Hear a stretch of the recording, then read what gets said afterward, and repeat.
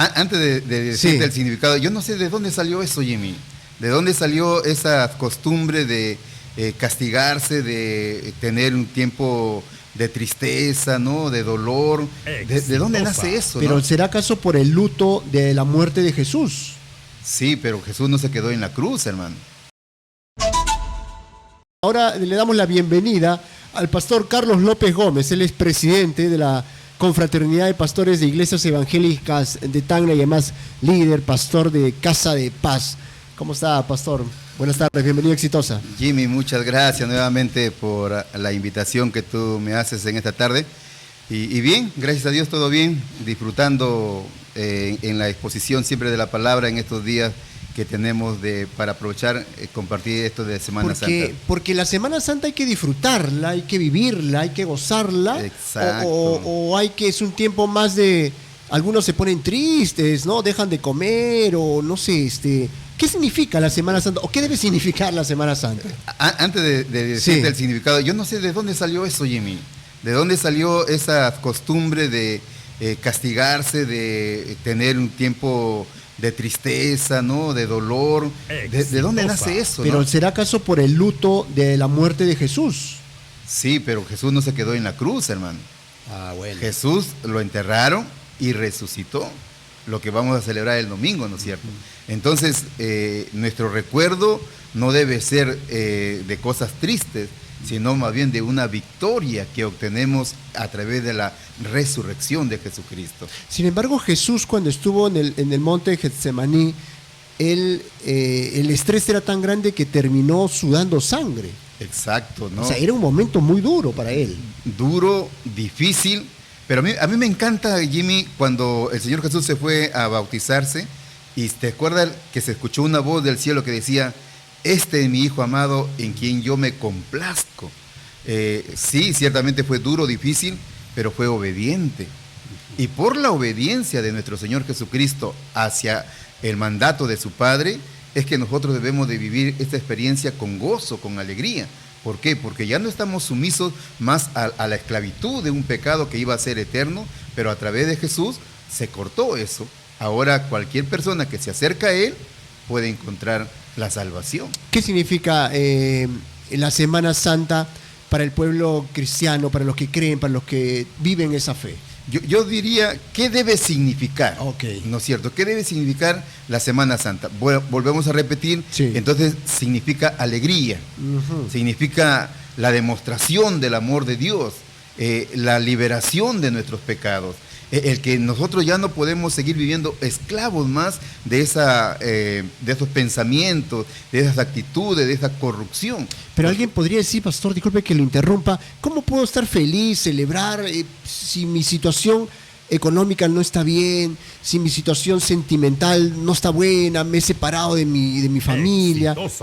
¿Cómo vivir una Semana Santa en medio de la crisis? Por esa razón, las personas van a seguir sufriendo los resultados de sus actos justamente porque están separados de Dios.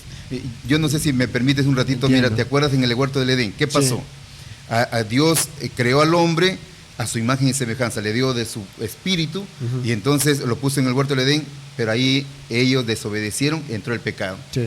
El hombre vive separado de Dios, pero ¿sabes cuál fue el propósito de Dios siempre? Es de estar cerca de Dios. Ahora, Dios no puede acercarse al hombre porque está en pecado y Dios es santo. Pero ¿quién no es pecador en este mundo, pastor? Todos somos pecadores. Hasta ahí no había pecado, pues, Jimmy. Entonces, claro, el hombre pecó por obedecerle al diablo, ¿no? Que entró a través de la serpiente. Sí. Entonces, de ahí se separó de Dios. Pero para que otra vez Dios pudiera relacionarse con el hombre, es que envió a su Hijo. Entonces, a través de Jesucristo, Dios sí puede acercarse al hombre porque ese siempre ha sido su propósito. Si tú recuerdas nuevamente ahí en el huerto del Edén, dice que cada día venía Dios al paraíso. Sí, y estaban juntos y disfrutaban y vivían y no les faltaba nada hasta que... ¿quién tuvo la culpa? ¿La serpiente o la mujer? Es otro tema. pero primero respondiendo a la pregunta. Sí. Entonces, la persona que dice, ¿cómo puedo yo vivir feliz si tengo este tipo de problemas? Claro. No vas a vivir feliz mientras estés separado de Dios. Este pecado que te aleja de Dios, tus actos traen como consecuencia este alejamiento de Dios, no vas a vivir feliz. Pero ¿qué te va a traer la felicidad? ¿Qué te va a ayudar a solucionar esos problemas? Es acercarte a Dios.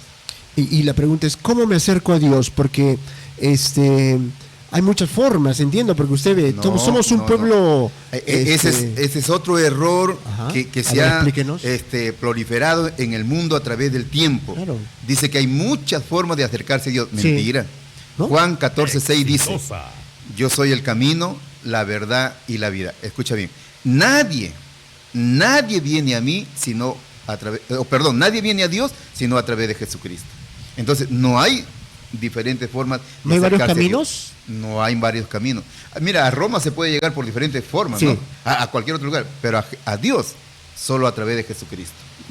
Solo a través de Jesucristo. Solo a través de Jesús. Y mis buenas acciones, ayudar al prójimo, tampoco.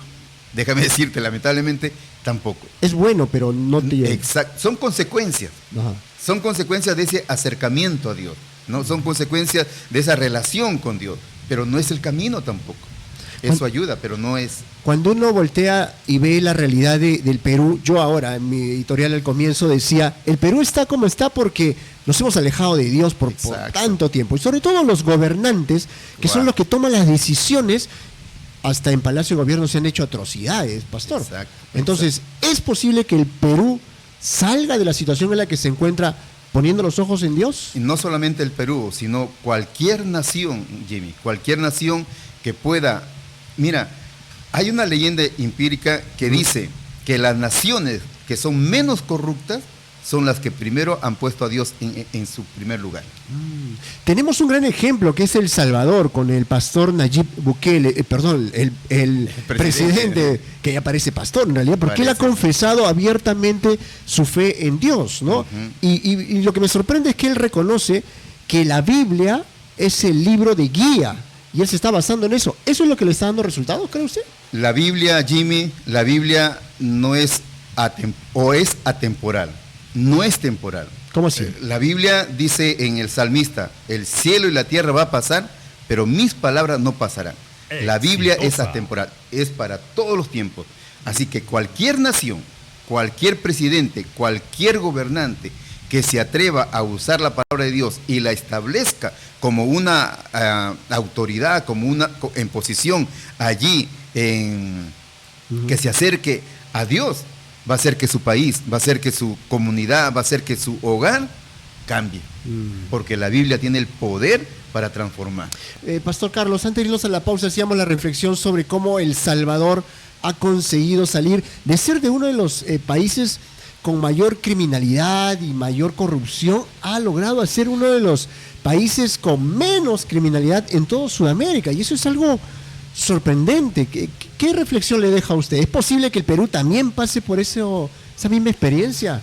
No solamente creo que es posible, sino que es nuestra oración, Jimmy. Hay una cantidad dentro de la iglesia cristiana que oramos por eso. Oramos constantemente para que nuestra nación pueda ser un país como que sufre ese tipo de transformación, pero a través de la palabra. Sí. Los gobernantes no van a poder hacerlo. Mira, Jimmy, vemos por las noticias cada día, se compran cámaras, se instalan, ¿no? Sí. Este tipo de cámaras, compran motos, más patrulleros, etcétera. ¿Cambia eso? No cambia. ¿Quién puede hacer que una nación cambie? Solamente Dios. Y como la experiencia que tú nos estás contando de El Salvador. Claro. Y es posible en nuestro país. ¿Cómo? Cuando tenemos gobernantes que le den el lugar al Señor, que le den el espacio que Él debe tener en nuestra nación, en los colegios, Jimmy, en las instituciones públicas, ¿no? Nosotros como pastores, las iglesias, estamos dispuestos a ir allí y enseñar la palabra de Dios, sin necesidad de recibir un sueldo por eso, ¿no? Porque es nuestro deber predicar la palabra. Ajá, sí. Lo sé. Ahora, pero usted dice, los gobernantes tienen la responsabilidad, pero hemos visto gobernantes con mucha fe, hemos visto es más, Dina Boluarte también dice que ella profesa la fe, hemos visto a Toledo, ¿qué está presente? El mismo Fujimori, ¿te acuerdas? El mismo Fujimori, cuando ingresó al gobierno nos usó a nosotros. Así es. ¿No? Claro, exactamente, ¿no es cierto? Y entonces, ¿en dónde está el secreto? Todos dicen ser, pero a la hora de la hora hacen todo lo contrario. Cuando ya ingresan al poder. Lo de siempre, ya para nadie le es oculto esto, ¿no? Uno llega al poder y totalmente cambia. ¿Por qué cambian? Porque no hay en su corazón, no reina Dios, no está Jesucristo, no ha recibido esa experiencia del perdón ni la transformación de su vida. ¿Cómo pueden hacer para recibir a Jesús en su Eso, corazón? Jimmy. Yo quisiera que tú me permitas hacer un momento, una reflexión a todos los que nos están escuchando. Como tú nos hiciste la pregunta en antes, no, si yo tengo un problema económico, tengo una ruptura en mi hogar, tengo problemas con mis hijos, en mi trabajo, ¿qué hago para salir de eso? Sí. Yo le digo a los que están escuchando hoy día, acérquese a Dios. Dele una oportunidad a Dios. ¿Cómo? Mira, ¿Cómo me acerco a Dios? pero permíteme dígame. rapidito nomás, mira, mientras almorzaba con mi esposa, a propósito, un saludo para ella que me está escuchando, me contó esta hermosa historia. Dice, mira, que había un campesino que llegó con su perrito y una Biblia rota, que el perro se la había comido, al misionero, y le dijo, misionero, mire lo que ha pasado con el libro que usted me ha dado, el perro se lo ha comido. No te preocupes, le dijo, te voy a dar otro libro. No, ese no es mi problema. He visto hombres borrachos que por leer su libro han cambiado. Hogares que estaban peleados, destruidos, por leer el libro han cambiado. Tengo un problema ahora. ¿Cuál es tu problema? Que mi perro, que es un cazador y que de ahí yo obtengo el alimento para mi familia, ahora se comió el libro, ya no va a ser un cazador. Y tremendo, ¿no? El efecto de la palabra. De la palabra. Entonces, al amigo, a las personas que nos están escuchando y viendo a través de las redes sociales y de este canal, yo le digo a usted, si usted quisiera cambiar su vida, si usted quisiera tener un hogar feliz, si usted quisiera experimentar el perdón de Dios, lo único que tiene que hacer es entregarle su vida a Cristo. Y si me permite, Jimmy, ¿Cómo? Yo quisiera hacer una oración, sí, que ellos pudieran repetir conmigo en estos momentos. Ahí donde está, pon tu mano sobre el televisor, tu celular, tu radio, lo que sea, donde estás escuchando Radio Exitosa, y repite conmigo esta oración. Di así: Señor Jesús, te abro mi corazón para recibirte a ti como mi Señor y mi Salvador, y quiero que perdones todos mis pecados, que es el propósito por el cual tú moriste en la cruz, para derramar tu sangre por el perdón de mis pecados. Te recibo como mi Señor y como mi Salvador. Amén. Gracias, Jimmy. Pastor Carlos, muchas gracias por haber estado con nosotros. Esperamos que Dios bendiga a Tacna, bendiga a los gobernantes. Es nuestra oración, Jimmy, nuestro deseo, y no vamos a cesar en eso porque creemos. Yo espero que un día mi Perú, tu Perú, nuestra nación, cambie, pero con el principio de la palabra de Dios. Muchísimas gracias. Gracias a usted. Que así sea. Conversamos con el pastor Carlos López Gómez, expresidente de la Confraternidad de Pastores de Iglesias Evangélicas en Tacna y líder de Casa de Paz.